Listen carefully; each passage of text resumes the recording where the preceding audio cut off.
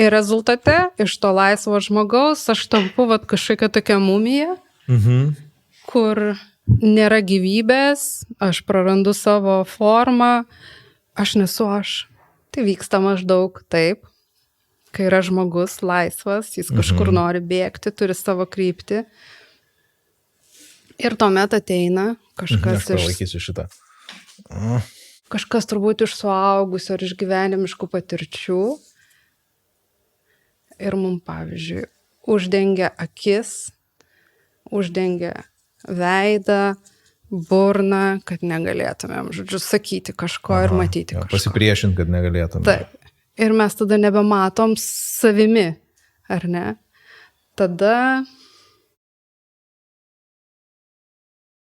Prilaikysiu šitą. Tada nutinka, nežinau, kokia nors ten incidentas ar patyčios mokykloje. Ir tai mane kažkaip suriša mano rankas, ar ne? Sukausto. Jau čia aš esu nelaisvas, mano rankos jau surištas. Tada pradedu pirmą darbą savo ir man ten kažkas viršininkas man pradeda sakyti, ką turiu daryti.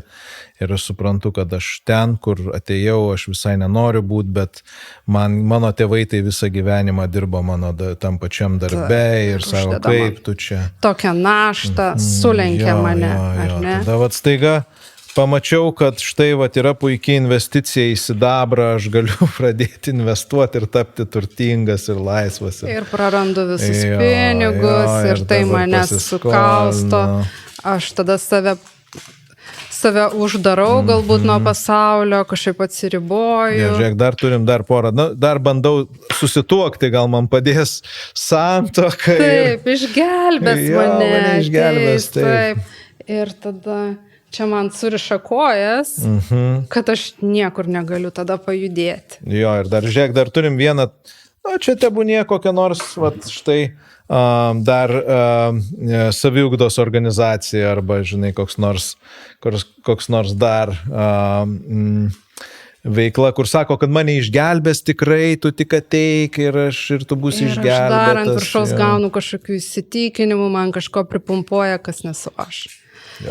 Ir rezultate iš to laisvo žmogaus aš tampu kažkokia tokia mumija, kur nėra gyvybės, aš prarandu savo formą, aš nesu aš. Čia ne aš. Čia yra visai kažkoks kitas darinys, čia nebe žmogus. Gal ir žmogus, bet mes tik tai galėtume taip atspėti, kad tai turbūt taip yra. Bet gal čia kažkoks, nežinau, ungurys, lendantis iš vandens. Būtent. Ir tada tokiam kiaute būdamas žmogus pradeda jaust kažkokius vidinius virpesius po kurio laiko. Ir kartais tai užtrunka tikrai labai labai ilgai, kada žmogus pradeda juos pajausti, identifikuoti. Ir ateina ir sako, kas su manim vyksta, kažką jaučiu ir nesuprantu ką. Ir tada mes terapijoje palaipsniui žiūrim. Tai žmogau, kaip čia su tavim yra? Kaip pasirodyk? O kas čia? O kas čia tau ant galvos? Kas čia tau ant kojų? O kas čia aplink tave apvyniota? Ir tada mes taip žingsnis po žingsnio labai lėtai, po truputėlį, atsargiai. Jeigu labai labai skauda, sustojam. Sustojam. Nori grįžti atgal, gerai, galim grįžti, bet pasakyk, kad nori grįžti atgal ir būti to, ko buvai. Gerai, tada viską užklijuojam atgal, bukuosi. Arba, jeigu nenori, mes labai labai lėtai po truputį kvėpuodami atsiviniojam. Ir tai, kas mums nereikalinga, išmetam. Galbūt kažkas yra reikalinga ir kažko nenoriu atsisakyti, tas man galbūt tarnauja, tą galiu palikti. Bet turim pasižiūrėti, įvertinti, pamatyti.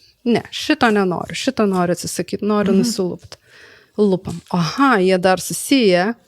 Tai vadinasi, pradėjom per anksti kažkur užšokom. Taip, o kasgi čia mane taip ar ne apvyniojęs, kur aš ten tos pinigus visus praradau ir save kaltinu ir vis dar savo galbūt net leidau už tą klaidą.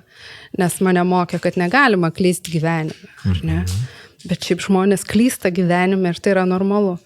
Ir va net nerandu galo, kur čia pradėti šitą lupti, ar ne? Ir taip terapijoje mes žingsnis po žingsnio po truputį atsiviniojam tiek, kiek klientas yra pasiruošęs. Jo, iš tikrųjų daug čia yra. Ir labai, labai simboliškai, kad viskas susivinioja į vieną tokį gniutulą ir sunku galus rasti. Ir kartais tikrai nesinori to išvyniojimo iki galo, nes supranti, kad ten tiek skauda, Taip. kad geriau tegu būna. Geriau aš būsiu suvaržytais judesiais, negu kad aš pamatysiu, kas ten iš tikrųjų su manim buvo ir priimsiu tą. Taip, ir kartais toks pasirinkimas tikrai yra priimtinas, jeigu jisai yra sąmoningas.